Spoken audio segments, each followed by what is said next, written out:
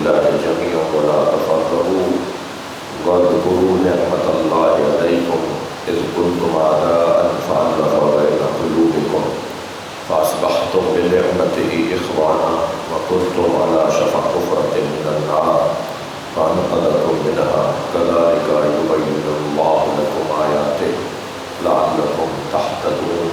صلوات.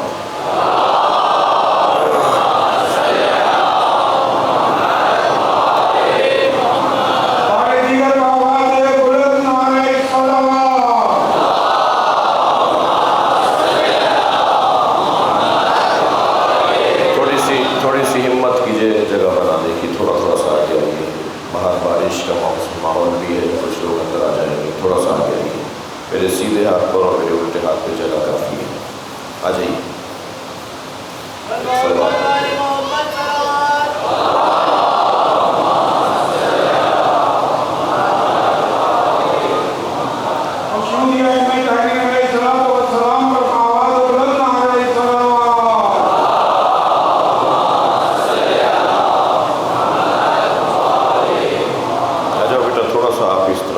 تھوڑا سا زحمت کیجیے، زیادہ ثواب ہوگا. قوم نہیں اندر آ جائیں گے. تھوڑے سے اس جگہ بتائیے. سلوات پڑھتے ہوئے کچھ آئے کرو.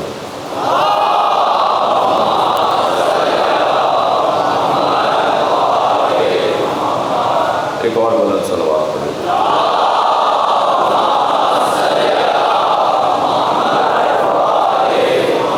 اس سے بھی بلند سلوات.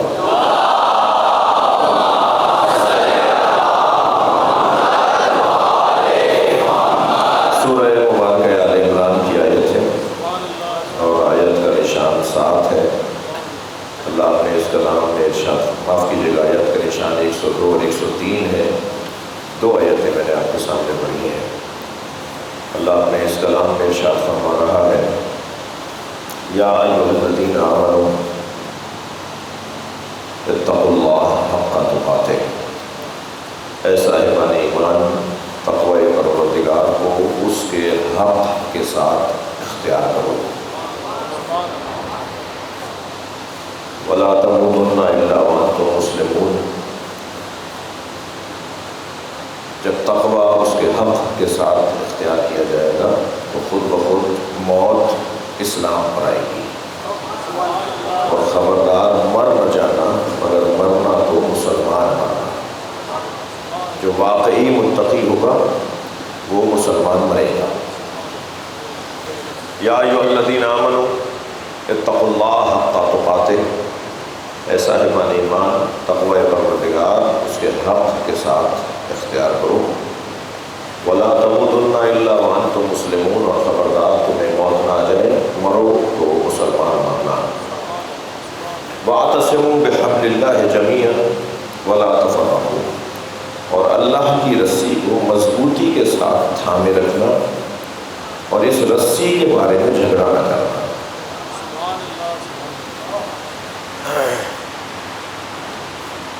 وَاذْكُرُوا نِعْمَةَ اللَّهِ عَلَيْكُمْ. اللہ کی اس ایک نعمت کو جو حبل اللہ ہے، اللہ کی رسی ہے، اس ایک نعمت کو بار بار دہرانا. اچھا، آپ کو ترجمہ اور اچھا لگے گا اگر میں یہیں یہ بتا دوں اپنے جوانوں کو کہ حبل اللہ کیا ہے. حبل اللہ کہیں مدینہ منورہ، مکہ المکرمہ، کربلا معلیٰ، کراچی، تہران، بمبئی، دہلی کہیں لٹکی ہوئی رسی نہیں ہے.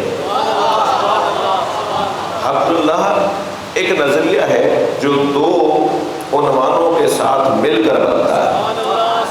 ایک کو قرآن کہتے ہیں اور ایک کو اہل بیت. ان 2 نظریوں کو ملائیں گے تو حبل اللہ. صلوات پڑھیں محمد والے.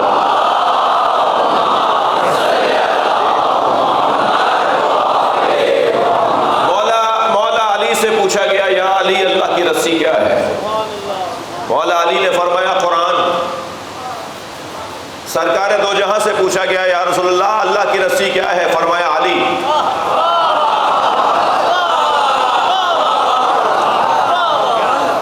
قرآن اور علی کو ملائیں گے تو حبل اللہ بنے گی. بھائی بلائی مجمع بیٹھا ہے، مجلس سننے کی نیت سے آئے بیٹھے ہیں تو آپ کی توجہات بھی بھرپور ہیں. رسی دو ڈوروں کے بٹنے کو کہتے ہیں.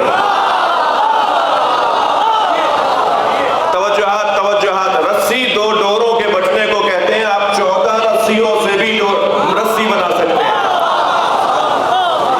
آپ 14 ڈور بھی بٹ سکتے ہیں اور پھر رسی بنا سکتے ہیں. اتنا طے ہے کہ قرآن اور اہل بیت یہ حبل اللہ ہے. لہذا اللہ کہہ رہا ہے وَاعْتَصِمُوا بِحَبْلِ اللَّهِ جَمِيعًا وَلَا تَفَرَّقُوا. اللہ کی رسی کو مضبوطی کے ساتھ تھامے رکھو اور اس رسی کے بارے میں جھگڑا نہ کرو. نہ قرآن لڑنے کا مضمون ہے نہ اہل بیت لڑائی کا عنوان ہے. قرآن والے آپس میں نہیں لڑتے, اہل بیت والے آپس میں نہیں لڑتے, قرآن اور اہل بیت والے آپس میں نہیں لڑتے.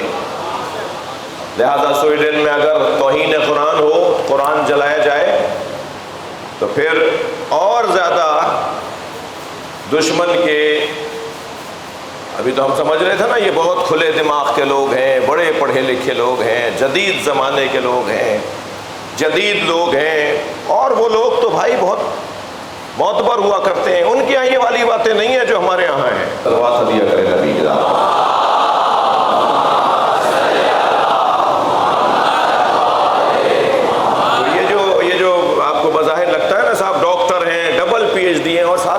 ساتھ پی ایچ ڈی کی بھی ہو, بڑے بڑے قابل لوگ, بڑے پڑھے لکھے لوگ, وہ باقاعدہ اپنے حکومت سے اجازت لے کے قرآن جلاتا ہے. تو پھر جب ایک جوان نے ہمت کی اور اس نے کہا اگر قرآن جلانے کی اجازت مل سکتی ہے تو پھر مجھے انجیل اور بائبل جلانے کی بھی اجازت ملنی چاہیے. تو آپ یقین جانیے تورات انجیل کے بارے میں جب اس نے اجازت مانگی, پرمیشن مانگا, این او سی طلب کی کہ جیسے قرآن جلانے کی آپ نے این او سی دے دی, ایسے میں اور کتابوں کو جلانے کی بھی مجھے این او سی دے دو. جب یہ جائز ہے تو وہ بھی تو جائز ہے. تو چیخیں بلند ہو گئی, جبکہ ہم اس بات کے قائل نہیں ہیں.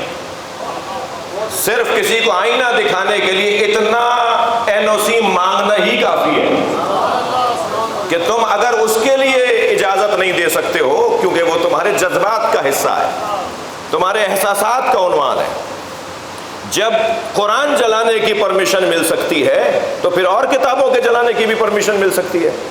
اگرچہ ہم مسلمان ایسا نہیں چاہتے, بلکہ میں اور روشن تر کہوں کہ قرآن جتنا دفاع تورات اور انجیل کا کرتا ہے, شاید انجیل اتنا قرآن کا نہیں کرتا. ہم الحمدللہ چونکہ آخری امت ہیں, آخری نبی کے امتی ہیں, لہذا ہم سارے نبیوں کے محافظ بنیں گے. ہم تمام انبیاء کی تعلیمات کے محافظ بنیں گے. ہم ساری آسمانی کتابوں کی حفاظت کی ذمہ داری ہم پر آتی ہے. ہم ہرگز اس نظریے کے قائل اور حامل نہیں ہیں. لیکن کسی ایک جوان نے جو نہیں چلایا, دنیا کے میڈیا نے نہیں چلایا, اس جوان نے جب وہاں پر اسی ملک کے اندر این او سی طلب کی اور درخواست دی کہ جی اب مجھے اجازت دے دیجئے, آپ نے اس کو اجازت دی کہ اجازت لے کے قرآن جلائی جا سکتا ہے, تو پھر مجھے بھی اجازت دے دیجئے کہ میں بھی کچھ کتابیں جلا دوں. نہیں دی گئی اجازت. شور مچ گیا اداروں کے اندر, چھپا دیا گیا اس بات کو. کہاں آیا آپ کے سامنے, اکا دکا کچھ ہلکی پھلکی بات پھیلی اور وہ اس کو وہیں روک دیا گیا. لیکن یاد رہے کہ قرآن اللہ کا کلام نبی کے قلب پر اترا. غدیر میں نبی نے اپنا پورا پیغام اور پورا دین علی کے حوالے کیا. لہذا قیامت تک علی اور اولاد علی قرآن کے محافظ ہیں. آخری زمانہ اور پھر جب حضرت کا ظہور ہوگا تو قرآن جتنا روشن حضرت آخر الزمان امام مہدی صلی اللہ تعالیٰ شریف کے ذریعے سے ہوگا, اتنا تصور میں بھی نہیں ہوگا, اتنا تصور بھی نہیں کیا جا سکتا جتنا ان کے ذریعے سے قرآن سمجھایا جائے گا اور قرآن سمجھ میں آئے گا. توجہ کر لیا آپ نے. وَاذْكُرُوا نعمت اللہ علیکم, اللہ کی سے ایک نعمت کو یعنی حبل اللہ کو بار بار دہراؤ. اللہ کی سے ایک نعمت کو بار بار دہراؤ. اذ کنتم اعداء فالف بین قلوبکم, تم ایک دوسرے کے دشمن تھے. فاصبحتم بنعمتہ اخوانا, تم اس ایک نعمت یعنی حبل اللہ یعنی قرآن اور اہل بیت, اس ایک نعمت کی وجہ سے کیا ہو گئے؟ بھائی بھائی ہو گئے. فَأَصْبَحْتُمْ إِخْوَانًا، تم بھائی بھائی بن گئے. مجھے بتائیے، میں کچھ چہروں سے بھی اندازہ کر لیتا ہوں، آپ میری بات کی تصدیق کریں گے. کوئی یہاں پٹھان بیٹھا ہے، کوئی یہاں سندھی بیٹھا ہے، کوئی یہاں پنجابی بیٹھا ہے، کوئی سرائکی بیٹھا ہے، کوئی اردو اسپیکنگ بیٹھا ہے، فارسی زبان بھی دوست آئے ہوئے ہیں. یہ ہمارا ہزارہ برادران بھی تشریف فرما ہے. کتنی زبانوں کے لوگ بیٹھے ہوئے ہیں جی. جیسے ہی امام بارگاہ سے باہر یا اس نظریے سے باہر جائیں تو وہ پنجابی ہے، وہ پٹھان ہے، وہ سندھی ہے، وہ مہاجر ہے، وہ فلاں ہے، اور وہ وہاں فلاں ہے. اور جیسے ہی حبل اللہ سے جوڑتے ہیں سب بھائی بھائی. صلوات پڑھ لیں محمد و آل محمد.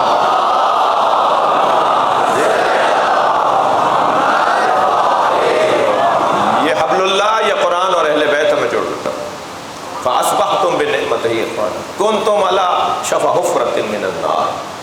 تم ایک دوسرے کے دشمن تھے، بھائی بھائی ہو گئے، دوزخ کی تہ میں تھے.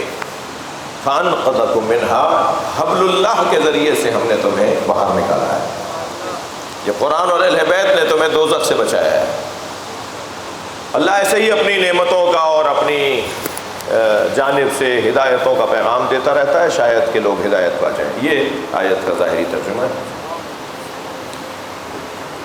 ان دونوں آیت، یہ دو آیتیں ہیں 102 اور 103. ان دونوں آیتوں کا خلاصہ، جیسا کہ کل کی مجلس اور اس سے پچھلی مجلس میں بھی عرض کیا، ان دونوں آیتوں کا خلاصہ ہے تقویٰ. اور سورہ مبارکہ حجرات کا خلاصہ ہے تقویٰ. میرے بچوں، جوانوں، مولا علی نے ہم سے مدد مانگی ہے. اللہ، علی ہم سے مدد مانگ رہے ہیں. کیا مطلب؟ آئیونی، میری مدد کرو. اے میرے شیعو، اے میرے چاہنے والوں، میری مدد کرو. ہم اور علی کی مدد، فرمایا بتقوی اللہ، تقوی پروردگار کے ذریعے. جتنا میرا چاہنے والا متقی بنے گا، علی خوش ہوگا، علی کو اچھا لگے گا. علی اپنے چاہنے والوں سے اس بنیاد پر کہ وہ صرف نام علی کا لیتے ہیں، پیار کرتے ہیں، محبت کرتے ہیں، کام آئیں گے ہمارے. مگر وہ شیعہ کیسا حسین شیعہ ہے جو علی کی بات بھی مانتا ہو. لہذا علی کی بات یہ ہے کہ تقوی پروردگار اختیار کرو. نہیں کہہ رہے مثلا ایک لفظ کہہ دیا کہ میری مدد کرو تقوی کے ذریعے، نہیں فرما رہے نماز کے ذریعے، روزے کے ذریعے، حج کے ذریعے، خمس کے ذریعے، جہاد کے ذریعے، فرما رہے تقوی کے ذریعے. جب تقوی آ جائے گا تو خود بخود نماز آ جائے گی، خود بخود روزہ بھی آ جائے گا، خود بخود اور دین بھی آ جائے گا. صرف ایک چیز حاصل کر لو، تم خود بخود ساری چیزیں حاصل کر لو گے. میری مدد کرو تقوی کے ذریعے. سورہ مبارکہ حجرات، جسے ہم نے پچھلے سال جس پہ پہلی 5 آیتوں پہ غور کیا، اس کا بھی پیغام اور پھر بعد والی آیات کا بھی پیغام یہی ہے. وہ جو پہلی 5 آیتیں ہیں اس میں ارشاد ہوا، یا ایھا الذین آمنوا لا تقدموا بین یدی اللہ ورسولہ. اے صاحبان ایمان، پہلی آیت، اے صاحبان ایمان، اللہ اور اللہ کے رسول سے آگے مت بڑھو. اچھا، میں کم سن بچوں کے لیے، ساتھیوں کے لیے صرف تقویٰ کی تعریف کر دیتا ہوں. تقویٰ احتیاط کو کہتے ہیں، احساس کو کہتے ہیں، توجہ کو کہتے ہیں. توجہ، احساس، پرواہ، تقویٰ، یہ چیزیں اگر، یہ مطلب اگر مجھ پہ روشن ہو جائے تو خود بخود میری زندگی سیدھی ہوتی چلی جائے گی. احساس، توجہ. گناہ، غلطیاں، کوتاہیاں ارادتاً یا غیر ارادی طور پر بے توجہی سے ہوتے ہیں. جتنی توجہ میری بڑھے گی اتنا میں ان ساری چیزوں سے محفوظ رہوں گا. کیا نہیں کرنا، کیا نہیں کرنا، کیا کرنا ہے یہ تقویٰ نہیں ہے. کیا نہیں کرنا یہ تقویٰ ہے. کیا نہیں کرنا. ہم پیدائشی طور پر تھکے ہوئے تو نہیں ہیں، ہم پیدائشی طور پر متقی پیدا ہوئے ہیں. ہم دنیا میں آئے ہیں تو متقی بن کر آئے ہیں. اس لیے ہمارا بچہ ہر ایک کے ہاتھ سے ٹافی لے کے نہیں کھاتا، ہر ایک کی گود میں نہیں جاتا، ہر ایک کے پاس نہیں جاتا. ہمارا بچہ ہر ایک کے گھر میں نہیں جاتا. یہ چھوٹا سا بھی ہوتا ہے تب بھی اسے اگر ایک دفعہ کہہ دیا نا یہ نہیں کرنا تو یہ نہیں کرتا. یہ پیدائشی طور پر نہیں کرتا، نہیں کرتا، نہیں کرتا. یہ جو نہیں کرتا، نہیں کرتا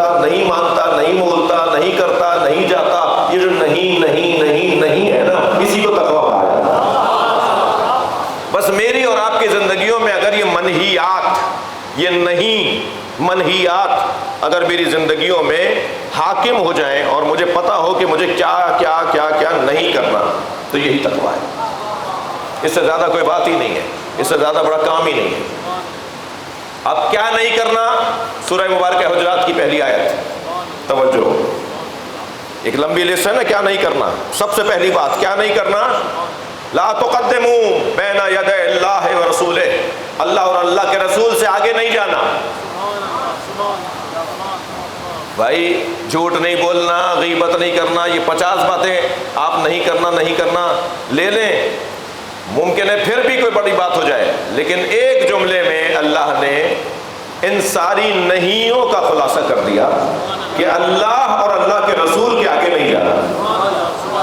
تم اللہ اور اللہ کے رسول کے آگے نہیں جاؤ گے تو گویا 85 ایسی چیزیں ہیں کہ جن سے خود بچ جاؤ گے۔ لا تقدموا بین یدی اللہ و رسولہ، اللہ اور اللہ کے رسول سے آگے نہ جاؤ۔ اچھا، اللہ سے آگے جانے کا، کل بات جہاں رکی، اللہ سے آگے جانے کا کیا مطلب ہے؟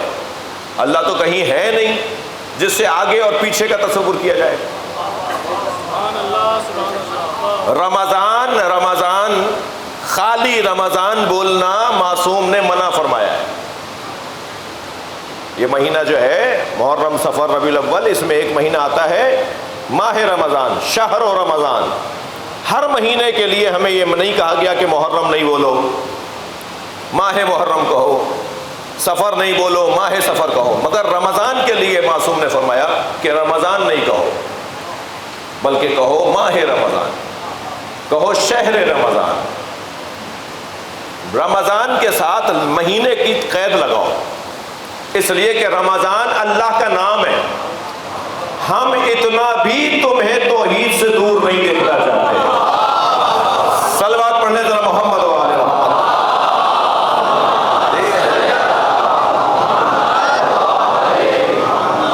جس مکتب کی توحید اتنی ستھری ہو، تھکے میں نہیں یہ تو جملہ کہہ رہا ہوں، جس مذہب کی توحید اتنی صاف اور شفاف ہو، اس مذہب کے اگر شاعر یہ نظم کرتے ہو کہ اللہ آتا ہے اور اللہ جاتا ہے، تو انہیں نہج البلاغہ پڑھنا چاہیے، انہیں ائمہ کی احادیث پڑھنا چاہیے۔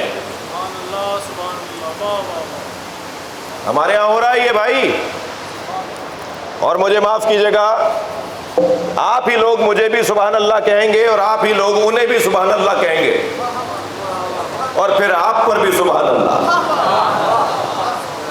بھائی جہاں کہیں، میں قاعدہ دے رہا ہوں ان بچوں سے، جب بزرگوں سے تو مجھے دعا چاہیے، کچھ دیر کے لیے برداشت کریں مجھے، ان جوانوں کو ایک قاعدہ دے رہا ہوں، جہاں کہیں میں خطیب یا ذاکر، یا جہاں کہیں ہم شاعر اور ادیب اپنے کلام میں، وہ نثری ہو یا نظمی ہو، اپنے کلام میں اگر مولا علی کا مقایسہ اللہ کے ساتھ کر رہے ہو، ہاں مولا علی کا مقایسہ ہوگا تو انبیاء سے ہوگا، ائمہ سے ہوگا،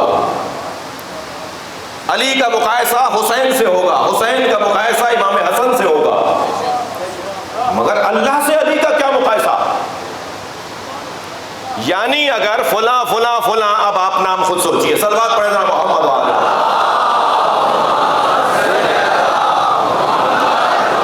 اگر فلاں فلاں فلاں فلاں فلاں کا مقایسہ ہم علی سے کریں یا کوئی علی سے کرے تو آپ کو کتنا برا لگتا ہے؟ یعنی اگر بعض ایسی شخصیات جنہیں دوسرے مانتے ہیں آپ نہیں مانتے، ان کا مقایسہ، ان کا قیاس کہ وہ بھی ایسے تو یہ بھی ایسے، تو آپ کو کتنا برا لگتا ہے؟ جتنا برا مجھے علی کا مقایسہ کسی فلاں سے لگتا ہے، اتنا ہی علی کو اللہ سے اپنا مقایسہ برا لگتا ہے۔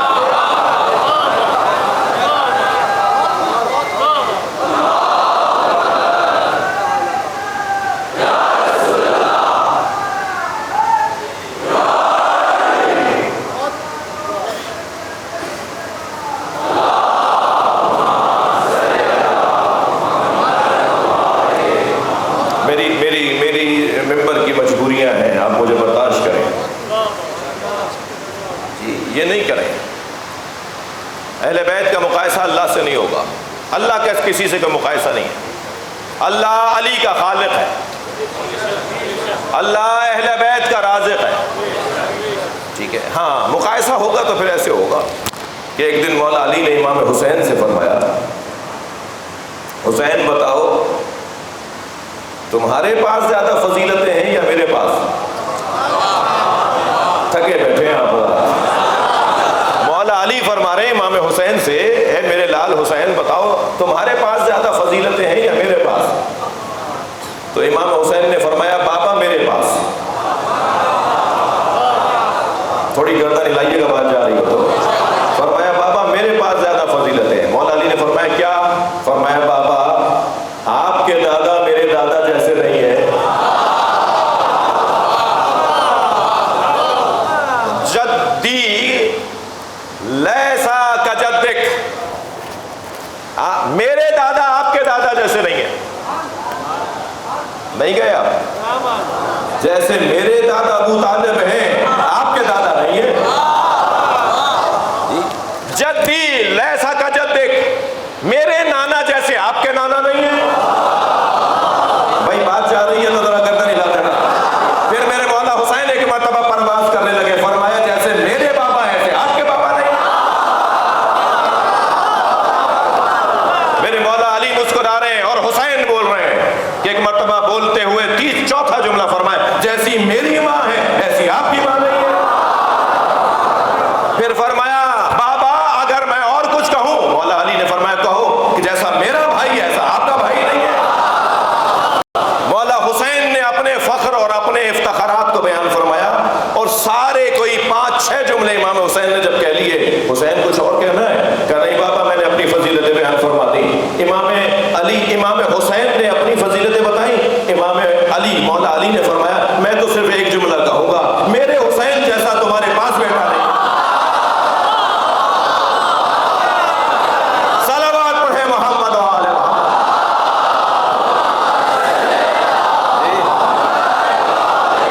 مقایسہ ہوگا تو اہل بیت کا اہل بیت سے ہوگا۔ مفاخرہ کہتے ہیں اسے، مفاخرہ ہوگا تو انبیاء کرام کا انبیاء کرام سے ہوگا، حضرت عیسیٰ کا ہوگا تو مولا علی سے ہوگا۔ جی توجہ ہے؟ تو اللہ جتنی اچھی توحید ہمارے یہاں ہے، جتنا اچھا نظریہ توحید ہمارے یہاں ہے، اس پہ ہمیں فخر کرنا چاہیے اور اس کی حفاظت کرنی چاہیے۔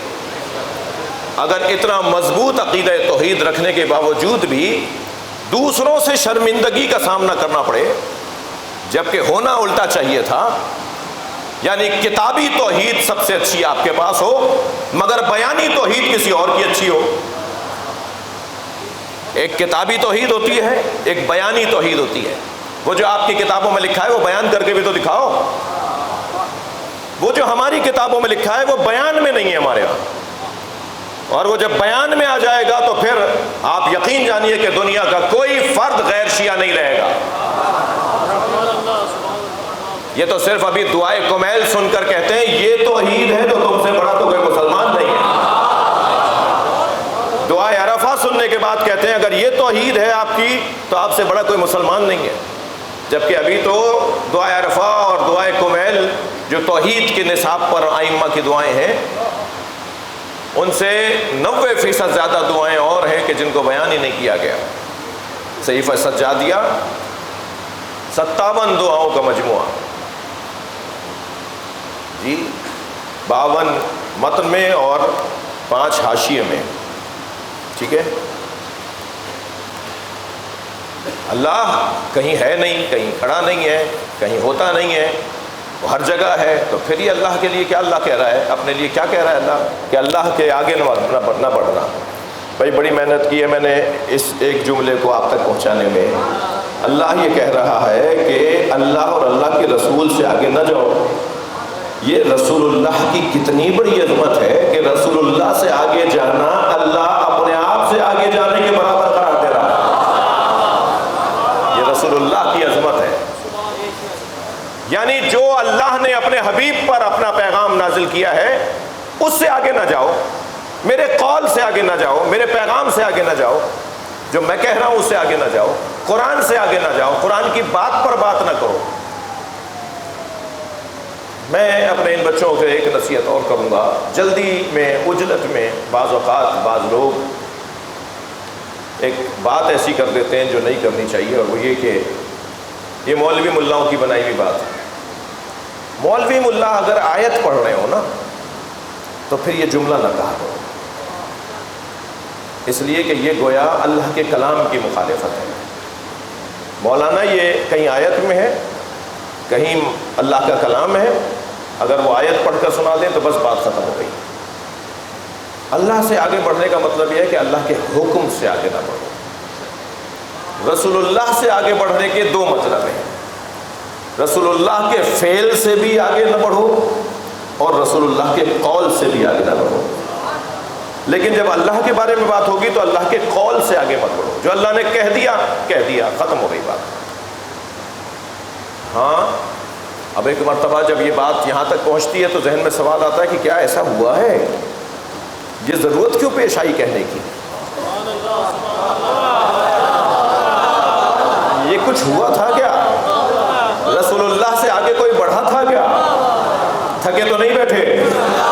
بڑے سجا کر میں بھی آپ کے سامنے بتاتا ہوں کہ غدیر کے میدان میں نبی نے فرمایا جو آگے چلے گئے انہیں واپس بلاؤ، جو پیچھے رہ گئے ان کا انتظار کرو۔ تو میں تو سوچتا ہوں یہ کون سا مسلمان تھا جو رسول اللہ سے آگے چلا گیا تھا؟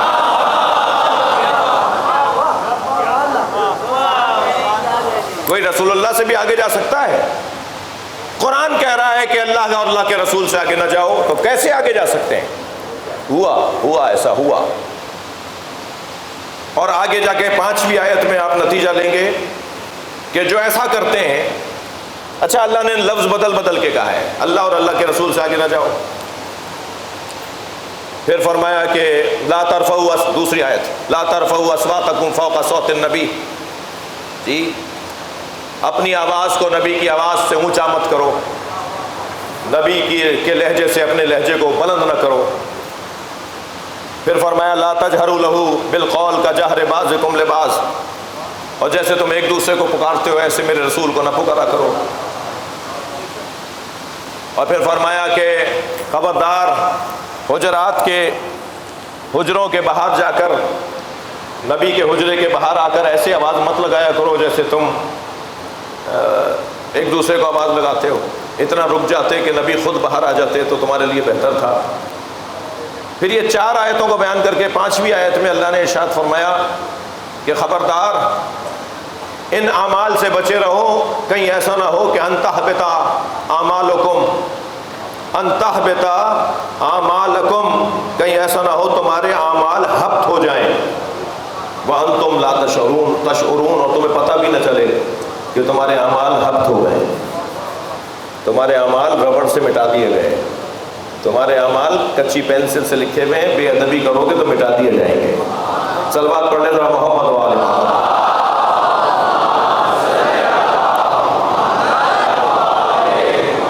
وہ جو حبط اعمال ہے نا، اعمال کا ضائع ہو جانا، اعمال کا ختم ہو جانا، اعمال کا محو ہو جانا، یہ 2 باتوں کی وجہ سے ہوتا ہے۔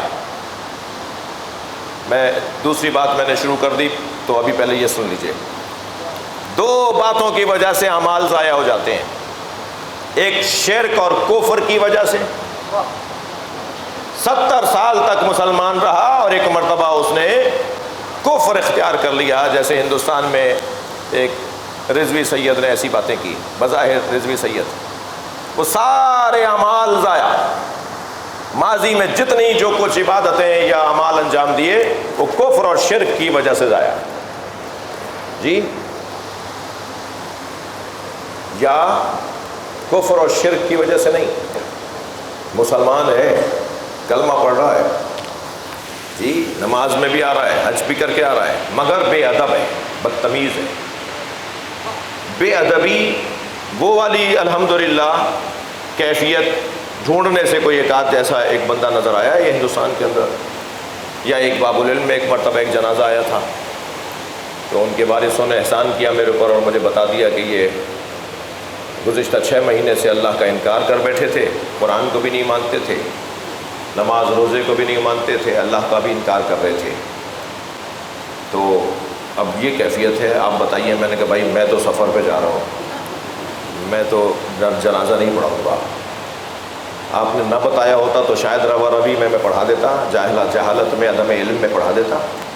اب جب آپ نے بتا دیا ہے تو میں ایسے بندے کا جنازہ نہیں پڑھا سکتا. تو کہنے لگے ان کا جنازہ کہاں لے جائیں ہم؟ میں نے کہا وادی حسین بھی مجھ سے میں تو اجازت نہیں دے سکتا. مومنوں کے قبرستان میں اسے نہیں دفنایا جائے گا جو علی کے اللہ کو نہ مانتا ہو. تو یہ ایک مثال میرے سامنے آئی تھی یہاں پر بھی، شاید دوستوں کو بھی میں نے ضرورت نہیں سمجھی بتانا. اور ایک ایسی، تو یہ اکا دکا مثالیں، مگر یہ اکا دکا مثالیں ہمارے سر پہ بھی منڈلاتی ہیں کہ کبھی کوئی ایسا نہ ہو کسی کے بہکاوے میں کوئی آ جائے. دوستیاں ذرا اپنی سنبھال کے رکھنا میرے بچوں، آپ سے بات کر رہا ہوں. یہ ایک سبب دوستیوں کی وجہ سے بھی ہوتا ہے. مگر بے ادبی بدتمیزی بے ادبی، یہ ہم سب کے اوپر خطرہ ہم سب کے اوپر لگا ہوا ہے. ہم سب اس بے ادبی والے خطرے سے محفوظ نہیں ہیں. اس سے بچنا بہت ضروری ہے. یہ ایک ایسی بیماری ہے جو اعمال کو ضائع کر دیتی ہے. بے ادبی بدتمیزی. ادب کی پریکٹس، توجہ چاہوں گا آج آپ یہی بات مجھ سے لے لیجئے، پھر مجھے اللہ کرے یاد رہے تو ہم یہ کہ کیا ایسا بھی ہوا کہ نبی کے آگے کوئی بڑھا ہو، نبی کی بات پر کسی نے بات کی ہو، اس پہ ہو سکتا ہے کل بات کرو. لیکن بے ادبی اور بدتمیزی، اس کی پریکٹس کہ اللہ اور اللہ کے رسول سے اور مولا علی سے متعلق بے ادبی نہ ہو، اس کی پریکٹس آپ کو اپنے گھر کے بڑے سے شروع کرنا پڑے گی. اپنے والد، اپنے دادا، اپنی اماں، دادی، گھر کے اندر جو بڑے موجود ہیں نا، پہلے مشق کرنی پڑے گی کہ ان کی بات پر بات نہیں کرنی. میں کوئی نئی بات کر رہا ہوں. وَلَا تَقُلْ لَهُمَا اُفٍّ، اور کیا ہے؟ وَلَا تَقُلْ لَهُمَا اُفٍّ، انہیں اف بھی مت کہو. یہ نہیں ہے تو کیا ہے جو میں کہہ رہا ہوں؟ خود اللہ نے کہا ہے ماں باپ کو اف نہ کہو. تو یہ جو ادب ہے نا ماں باپ کا، یہ جو دادا، اچھا باپ پر تو دادا بھی ولی ہے، باپ ولی ہیں، انہیں تو اف مت کہو. دادا کو کیسے کہہ دو گے؟ دادا تو تمہارے ابا پر بھی ولی ہے.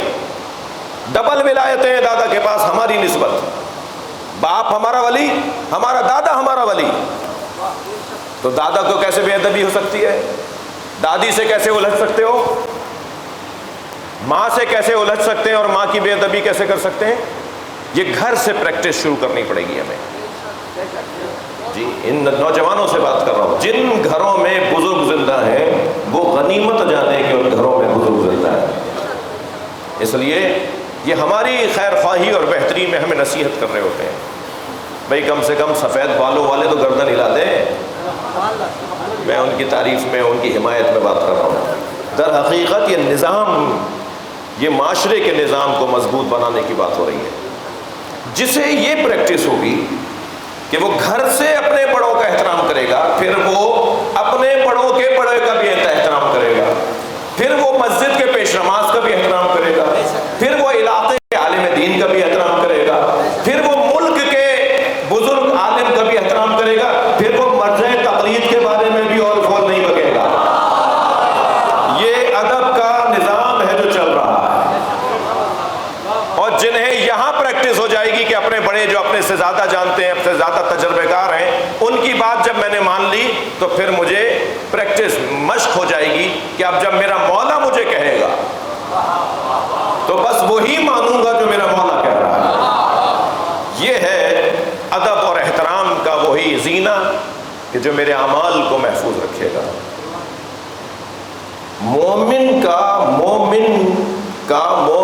کے لیے ادب کرنا، کوئی میرے چاچا تایا نہیں ہے، کوئی میرے نانا ماموں نہیں ہے، مگر مومن ہے، اس کا ادب کرنا بھی میرے اعمال کو سجانے کے مترادف ہے. جیسے آپ دسترخوان سجاتے ہیں نا، اللہ ہمارے ادب کی وجہ سے ہمارے اعمال کو سجاتا ہے. ہماری نماز سج جاتی ہے یا اس کی نماز سج جاتی ہے جس کے ہاں ادب پایا جاتا ہے. عباس انہیں بتاؤ، مسائل نہیں پڑھا، فضائل کا جملہ ہے. عباس انہیں بتاؤ کہ ہم مکہ چھوڑ کے کیوں جا رہے ہیں؟ تو حضرت عباس نے خانہ کعبہ کی، میں اس عزاخانے میں یہ خطبہ پڑھ چکا ہوں، حضرت عباس عزاخانے کی چھت کے اوپر، خانہ کعبہ کی چھت پہ کھڑے ہو گئے اور خطبہ ارشاد فرمایا.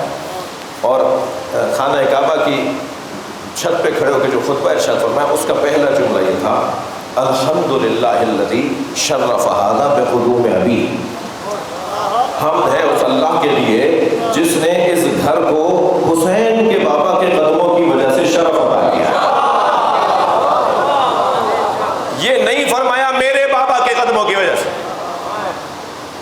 ادب جس پر قربان ہو جائے، احترام جس پر قربان ہو جائے، ادب جس سے سیکھا جائے وہ مولا عباس۔ آپ کے بھی تو بابا ہیں نا، آپ فرما دیں میرے بابا کے قدموں کی وجہ سے اللہ نے خانہ کعبہ کو شرف دیا ہے۔ عجب نہیں آواز آ جائے حسین بیٹھے ہوئے کیسے کہہ دوں میرے بابا۔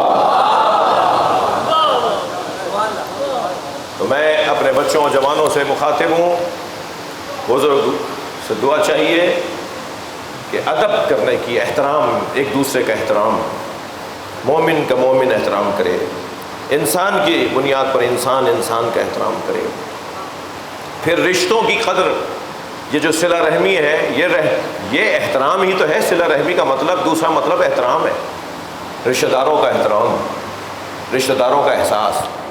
پھر جن کی وجہ سے رشتے بنے ہیں وہ اماں ابا ہیں، ماں باپ ہیں، تو جن کی وجہ سے سارے احترام بنے ہیں ان اصلی لوگوں کا احترام۔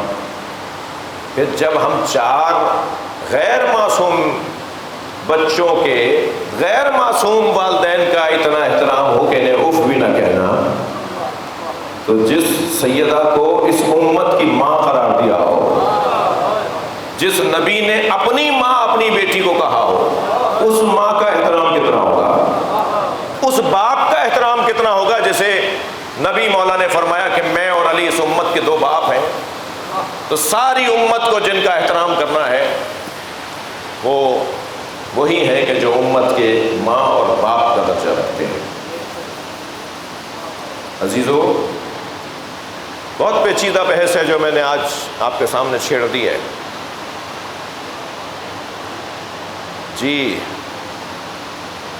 بے احترامی اور ہے، تبرہ اور ہے۔ نہیں معلوم میں پہنچا سکوں گا یا نہیں بات۔ بے احترامی اور ہے، تبرہ اور ہے۔ تبرہ ہر اس وجود سے ہے جو اللہ، رسول اور علی کا دشمن ہے، اور تبرہ کا مطلب یہ ہے ہم تو تمہیں جانتے ہی نہیں ہیں کہ تم کون ہو۔ بعض مرید تو پیروں کے اس مسئلے میں ہی مرے جا رہے ہیں کہ ہمارے پیر کو یہ جانتے ہی نہیں ہیں۔ ہم جانتے ہی نہیں ہیں بھائی آپ کون ہیں۔ جس نے علی اور اولاد علی کو تکلیف پہنچائی ہم اسے جانتے ہی نہیں ہیں کہ وہ کون ہے۔ اسی کو کہتے ہیں، اسی کو تبرہ کہا جاتا ہے۔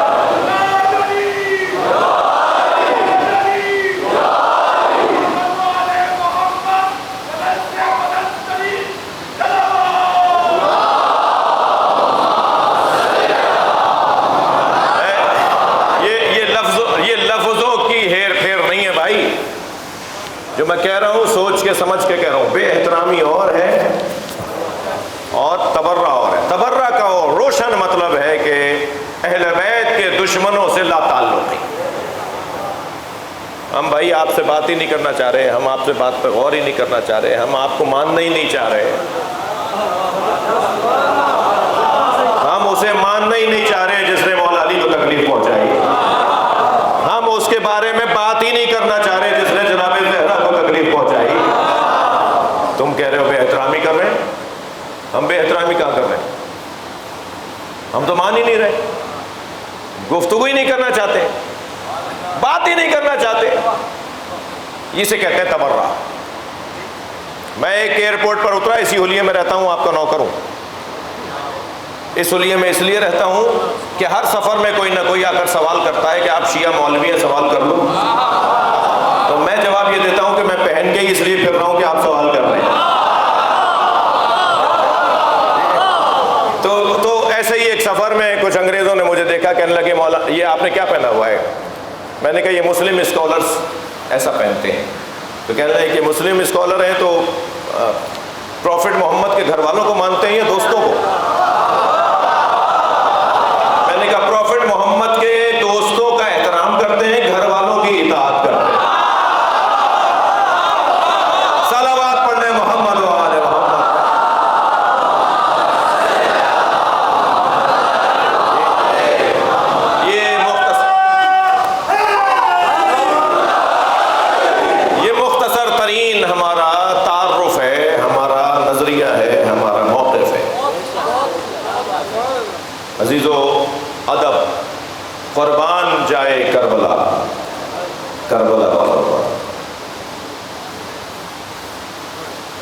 کبھی کوئی کسی سے آگے نہیں بڑھ رہا، بلکہ حسین مولا کی اجازت کے بغیر تو کوئی قدم نہیں اٹھاتا۔ مولا اجازت دیں گے تو میں جاؤں گا۔ آ کر پوچھتے ہیں مولا اجازت ہے میں چلا جاؤں؟ کہ نہیں ابھی تم نہیں جاؤ گے۔ تو نہیں جاؤ گے، بس نہیں گئے۔ حضرت قاسم 3 مرتبہ آئے تھے امام حسین کے پاس، اور امام حسین نے منع کر دیا تو واپس چلے گئے۔ ان میں سے ایک حضرت عبداللہ ابن وہب کلبی، ایک مرتبہ امام نے فرمایا ابھی نہیں، آپ واپس جائیں گے۔ تو کچھ دیر کے بعد جب کچھ شہادتیں ہو چکی تو پھر آ کر کھڑے ہوئے اور کہا مولا اب اجازت ہے کہ میں جاؤں؟ تو حضرت نے فرمایا تمہاری تو ابھی کچھ دن پہلے شادی ہوئی ہے، تمہاری زوجہ تمہاری دلہن کے ہاتھ سے تو ابھی رنگ حنا بھی نہیں گیا، اس کے ہاتھ میں جو مہندی لگی ہوئی ہوگی اس کا بھی رنگ نہیں گیا ہوگا، تمہاری ماں ضعیف ہے تم اس کا سہارا ہو۔ فرمایا مولا جب میں خیمے میں جاتا ہوں تو یہ دونوں مجھ سے کہتی ہیں کہ جب جاؤ گے جب علی اکبر چلے جائیں گے۔ اجرکم اللہ، اجرکم اللہ۔ اللہ کسی پر میں نہ لائے سوائے ہمیں اہل بیت میں رونے رلانے والوں میں قرار دے۔ ایک مرتبہ آواز دے کر کہا مولا یہ دونوں آپ کے عقب میں کھڑی ہیں اور مجھے رخصت کرنے آئی ہیں۔ امام نے زوجہ وہب کلبی سے پوچھا بی بی تم کیا چاہتی ہو؟ کہ مولا مجھے یہ احساس بڑھتا جا رہا ہے کہ کہیں نبی زادے قربان ہونا نہ شروع ہو، یعنی اہل بیت کی شہادتیں شروع نہ ہو جائیں اور میرا شوہر زندہ نہ رہ جائے۔ میں کہتی ہوں جاؤ حسین پر اپنی جان قربان کر دو، مگر مولا میں آپ کے سامنے ان سے 2 باتیں کرنا چاہتی ہوں۔ پہلی بات تو یہ کہ یہ آپ کے سامنے وعدہ کریں میرے بغیر جنت میں نہیں جائیں گے۔ اجرکم اللہ، اجرکم اللہ۔ آپ کی آوازیں بلند ہیں۔ امام نے فرمایا اس کا وعدہ حسین کرتا ہے یہ تمہارے بغیر جنت میں نہیں جائے گا۔ سن رہے ہیں آپ؟ واحد خاتون ہے، یا ایک اور خاتون کے بارے میں ملتا ہے کربلا کے میدان میں عاشور کے دن واحد بی بی ہے جو شہید ہوئی ہے۔ جب وہب کلبی کا سر کاٹنے کے لیے ظالم آگے بڑھا نا تو اس بی بی نے آواز دے کر اسے روکنا چاہا تو اس نے پہلے ان کے سر پہ گرز مارا اور یہ اپنے شوہر کے برابر میں یہ کہتی ہوئی گری کہ حسین نے وعدہ پورا کر دیا، اب ہم دونوں ساتھ ساتھ جنت میں جائیں گے۔ ایسے بھی کامیاب جوڑے ہیں۔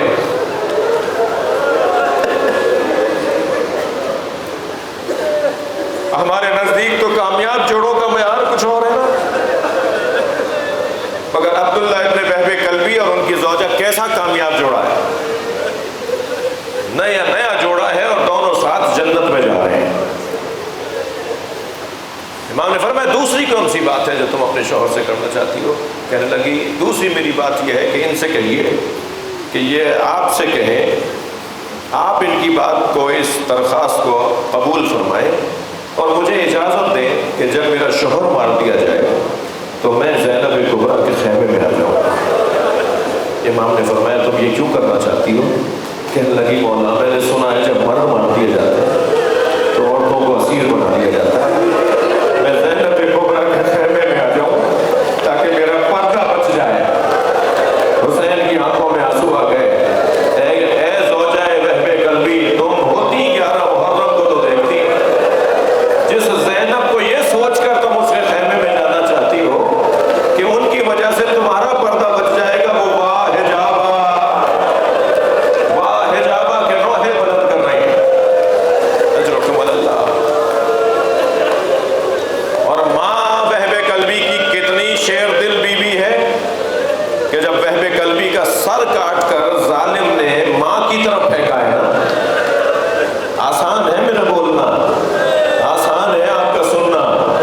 مجلس میں خواتین بھی بیٹھی ہوئی ہیں، ان خواتین کا دین کو مضبوط کرنے میں بڑا کردار ہے، بڑا جگر چاہیے ایسے منظر کو سوچنے اور سننے اور اس پر عمل کرنے کے لیے کہ جب ظالم نے قاتل نے وہب کلبی کا سر کاٹا تو حضرت وہب کلبی کی والدہ مادر گرامی سامنے کھڑی دیکھ رہی تھی، تو وہ قریب آیا، وہ سر بالوں سے پکڑ کر ایک مرتبہ ان کی ماں کے سامنے پھینک دیا، وہ سر زمین پر لگتا ہوا ماں کے پیروں کے قریب آیا، مادر رحب قلبی نے اس ہاتھوں سے اٹھا کر پہلے پیشانی کا بوسہ دیا، مادری شفقت بھی محسوس کی، اور پھر ایک مرتبہ وہ سر دوبارہ میدان میں یہ کہہ کے پھینکا، میں نے جسے حسین پہ صدقہ کر دیا میں اسے واپس نہیں دوں گی۔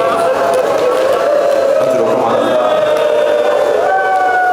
کہتے ہیں مادر بہب قلبی کے اس عمل کے بعد، مادر بہب قلبی کے اس عمل کے بعد یزیدی لشکر کے حوصلے ختم ہو گئے تھے۔ اس ایک بی بی کی وجہ سے یزیدی لشکر ایک مرتبہ مزمحل ہو گیا تھا کہ ان کے یہاں ایسی عورتیں آئی ہوئی ہیں۔ یہ تو ابھی ایک کنیز کا منظر ہے۔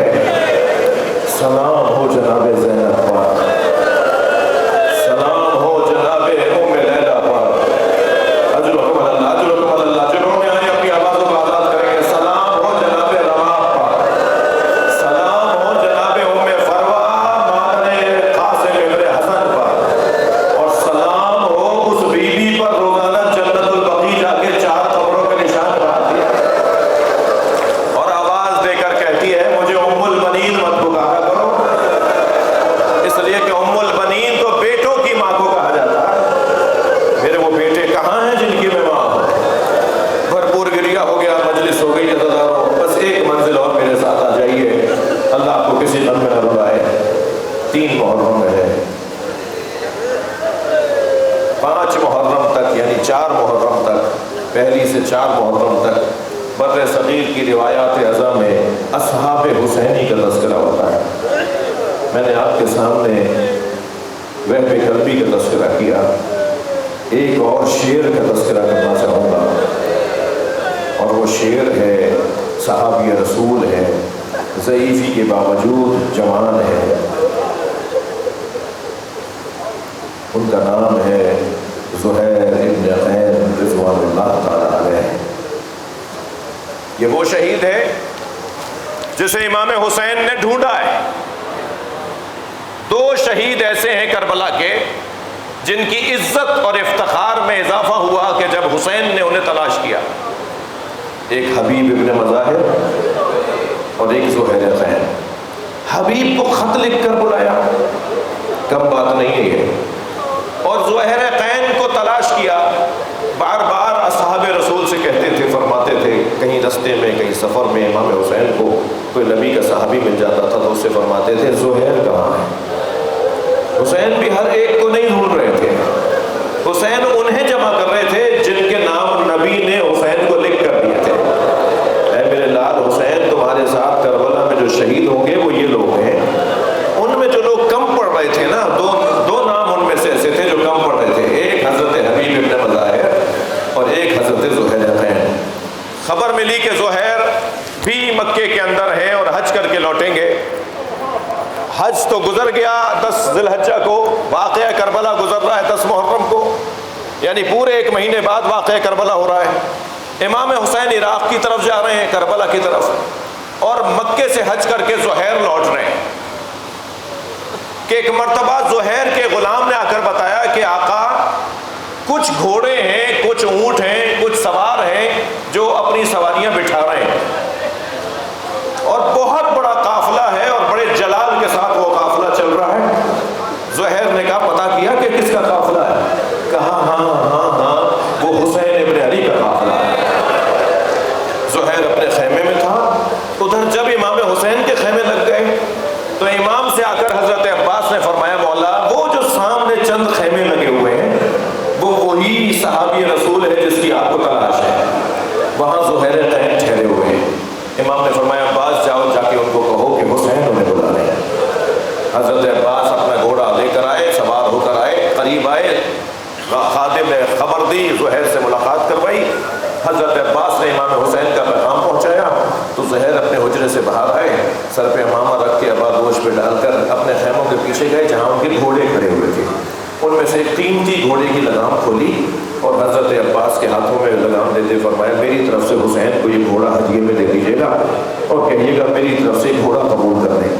حضرت عباس نے فرمایا مجھے اس کی اجازت نہیں ہے کہ میں کچھ قبول کروں، میں آپ کا پیغام پہنچا دیتا ہوں کہ آپ یہ دینا چاہتے ہیں۔ حضرت عباس گئے، واپس آئے اور آ کر کہا، مولا حسین نے فرمایا ہمیں تمہارے گھوڑے کی ضرورت نہیں ہے، ہمیں تمہاری ضرورت ہے، ہمیں تمہارے گھوڑوں کی ضرورت نہیں ہے، تم اپنے پاس رکھو، تمہاری ضرورت ہے۔ اور حسین مولا نے یہ پیغام بھیجا ہے کہ زہیر ملنے آ رہے ہو یا میں آ جاؤں؟ یہ ایک مرتبہ زہیر کے لیے وہ لمحہ تھا کہ زہیر نے کہا کہاں حسین اور کہاں میں؟ زہیر نے کہا میں آمادہ ہو کر آ رہا ہوں۔ حضرت عباس پلٹ کر گئے اور ابھی حضرت عباس نے جا کے خبر دی تھی کہ زہیر آمادہ ہو کے نکلے، کیا دیکھا سامنے سے حسین آ رہے ہیں۔ زہیر کا اور امام حسین کا آمنا سامنا ہوا۔ امام اپنے گھوڑے سے اترے، زہیر اپنے گھوڑے سے اترے۔ امام نے ذوالحسین کا ہاتھ پکڑا اور صحرا میں تنہا انہیں لے گئے۔ دور کھڑے ہوئے اصحاب دیکھ رہے ہیں، محافظین دیکھ رہے ہیں، زہیر اور امام حسین صحرا کے اندر تنہا کھڑے باتیں کر رہے ہیں۔ واپس آئے، حسین اپنے ذوالجناح پہ بیٹھ کے اپنے خیموں کی طرف گئے، زہیر اپنے خیمے میں آئے اور اپنی زوجہ سے کہنے لگے کہ میں تمہیں طلاق دینا چاہتا ہوں۔ تو زہیر کی زوجہ نے کہا میرے اور آپ کے درمیان تو کوئی اختلاف نہیں ہے، آپ مجھے کیوں طلاق دینا چاہتے ہیں؟ فرمانے لگے کہ مجھے حسین نے جنت میں میرا مقام دکھایا ہے، میں کچھ دنوں کے بعد شہید ہو جاؤں گا، حسین کے ساتھ جا کر شہید ہو جاؤں گا، مجھے حسین اپنے ساتھ جنت میں لے جانا چاہتے ہیں۔ تم رحلت کی عدت کرو گی تو زیادہ دن ٹھہرنا پڑے گا، تم طلاق کی عدت کرو گی تو تمہیں کم دن ٹھہرنا پڑے گا، لہذا میں تمہیں جلدی آزاد کرنا چاہتا ہوں طلاق کی صورت میں۔ تو زہیر کی زوجہ نے کہا مجھے آپ سے طلاق نہیں چاہیے، آپ کے نام کے ساتھ جڑ کر رہنا چاہتی ہوں، مجھے آپ طلاق نہ دیں۔ عزادارو، زہیر چلے گئے۔ کربلا میں امام حسین کی نماز کی حفاظت کرنے والے زہیر تھے، اپنے اوپر تیر لیتے رہے، اپنے اوپر بھالے لیتے رہے، زخمی ہو گئے تھے، پھر دوبارہ میدان میں گئے، پھر شہید ہو گئے۔ واقعہ کربلا عاشور کے دن تمام ہو گیا۔ میں نے بہت لمبی آپ کو واقعہ سنا دیا حضرت زہیر کی عظمت کا۔ واقعہ کربلا عاشور کے دن تمام ہو گیا۔ 11 محرم کو شہیدوں کے کٹے ہوئے سر نیزوں کی انیوں پر اٹھائے گئے، بیویوں کو اسیر بنایا گیا۔ یہ قافلہ کربلا سے کوفہ کی طرف روانہ ہوا۔ زہیر کی زوجہ